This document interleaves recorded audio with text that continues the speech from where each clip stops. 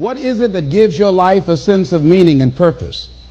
Because once you find that, it puts you in your power place.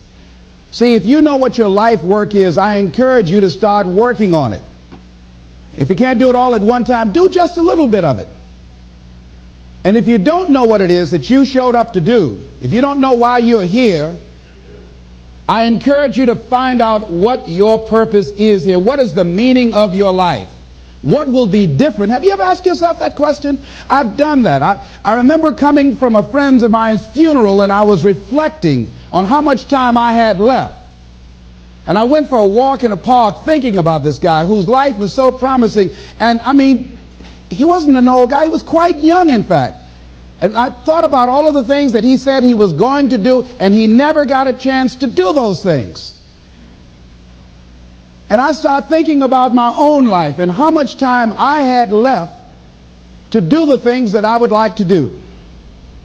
And at that time, I wasn't sure what my life purpose was, what my life's work was. I wasn't sure about it at that time. And I thought about it quite a lot. I had some idea, but I wasn't convinced. I don't think I felt worthy. I didn't believe that it could be me to do this kind of work that I'm doing right now. And I say to you that if you begin to take a conscious effort to find out what it is that you're supposed to do, I say that it can literally save your life. I said that it can literally save your life.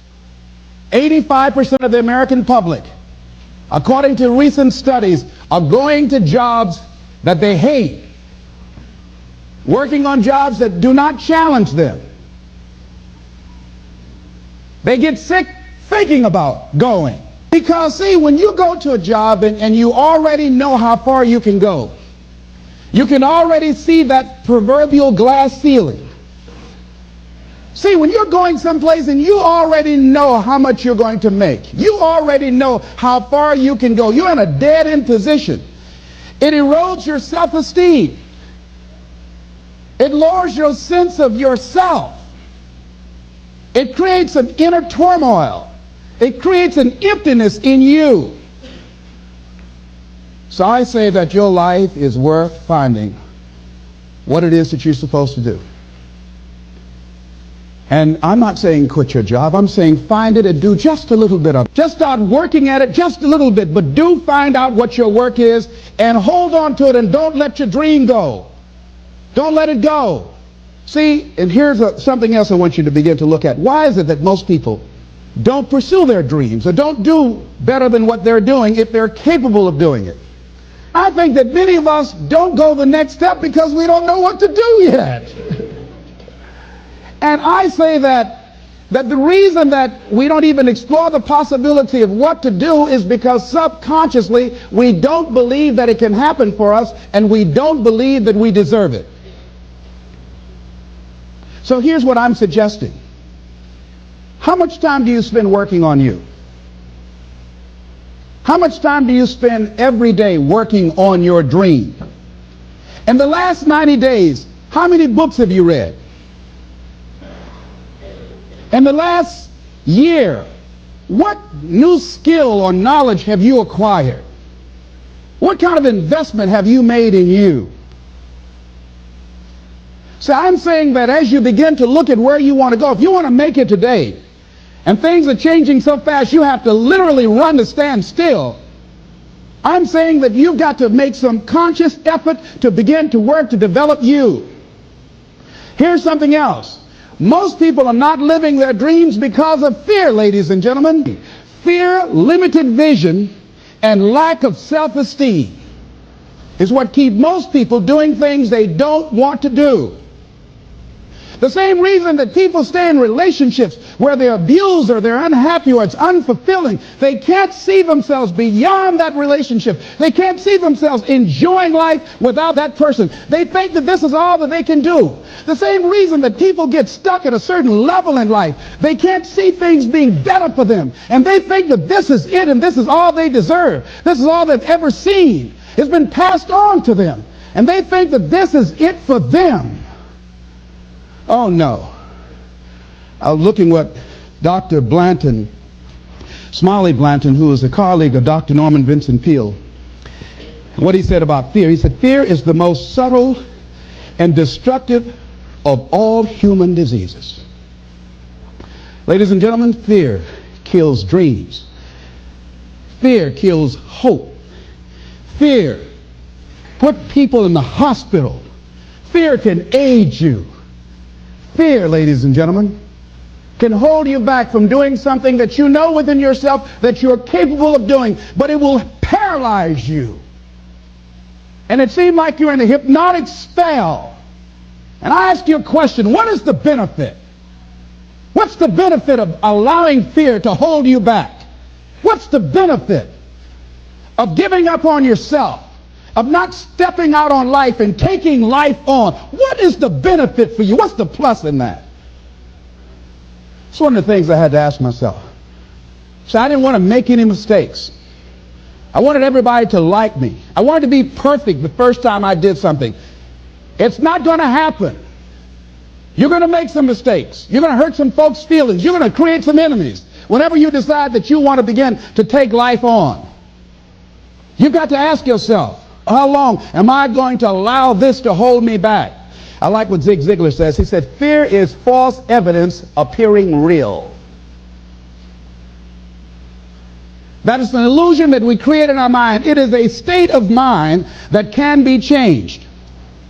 So let's look at how we can begin to take some steps to restructure that fear, to begin to expand our visions of ourselves, to begin to increase our self-esteem. Webster said that self-esteem means confidence and satisfaction in oneself. Look at your life right now. Whatever you've done up to this point in time, your life is working. Whatever you have produced, it came out of you as a result of the kind of person that you have become. It's a result of your choices. It's a result of your consciousness. Now you have to ask yourself, are you satisfied with what you have produced? Is this what you want? Would you like for things to be better than this?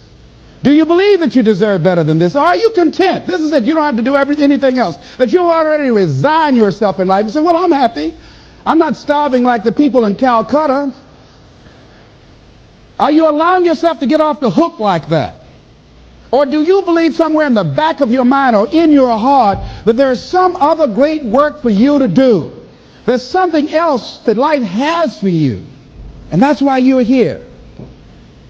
How do we handle this fear factor? How do we increase our self-esteem? You have to begin to fortify yourself. How do we do that?